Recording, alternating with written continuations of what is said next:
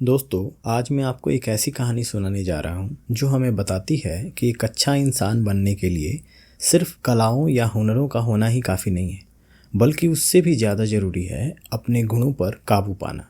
तो चलिए शुरू करते हैं आज की कहानी।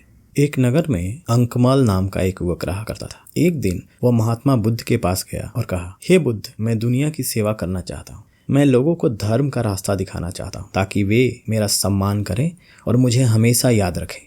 बुद्ध मुस्कुराए और बोले, बेटा, दुनिया को कुछ देने से पहले खुद के पास कुछ होना भी जरूरी है। तुम्हारे पास अभी कुछ है ही नहीं तो तुम लोगों को क्या सिखाओगे? पहले अपनी योग्यता बढ़ाओ, फिर दुनिया की सेवा करना। अंकमाल ने बुद्ध की बात मान ली और अलग अलग कलाओं को सीखने में जुट गया। 10 साल की कड़ी मेहनत के बाद वह 64 कलाओं में माहिर हो गया। उसकी ख्याति चारों ओर फैल गई। घमंड में चूर अंकमाल फिर बुद्ध के पास गया और बोला, अब मैं दुनिया के हर इंसान को कुछ न कुछ सिखा सकता हूँ। मुझे आज्ञा दीजिए लोगों की सेवा करने की। बुद्ध ने कहा, पहले तुम्हें एक परीक्षा देनी होगी। अगर उसमें पास हो गए तो मैं तुम्हें आज्ञा दे दूंगा। अंकमाल ने मान लिया और घर चला गया। अगले दिन बुद्ध एक आम आदमी का वेश धरकर अंकमाल के पास गए और उससे बिना वजह बुरा भला कहने लगे।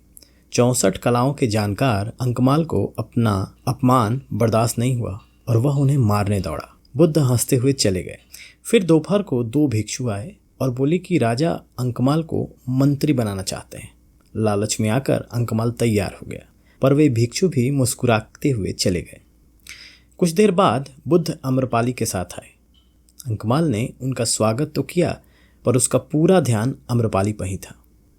अगले दिन बुद्ध ने अंकमाल से पूछा, क्या तुमने काम, क्रोध, लोभ और अहंकार पर विजय पाने की विद्या भी सीखी है? अंकमाल को सब समझ में आ गया। उसने शर्मिंदा होकर बुद्ध से माफ़ी मांगी और उसी दिन से आत्मविजयी की साधना में जुट गया। तो दोस्तों, यह थी आज की कहानी। इससे हमें सीख मिलती है कि सिर्फ हुनर होना काफ़ी नहीं है, अपने गुणों पर काबू पाना भी बहुत ज़रूरी है। अगर हमारे अंदर काम, क्रोध, लोभ और अहंकार जैसे बुरे गुण हैं तो हमारी सारी कलाएं और योग्यताएं बेकार हैं।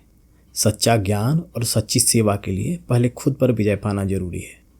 मुझे उम्मीद है कि आपको यह कहानी पसंद आई होगी। अगर आप और ऐसी प्रेरणादायक कहानियाँ सुनना चाहते हैं तो इस वीडियो को लाइक करें, कमेंट करें और अपने दोस्तों के साथ ज़रूर शेयर करें। मेरा नाम दया है।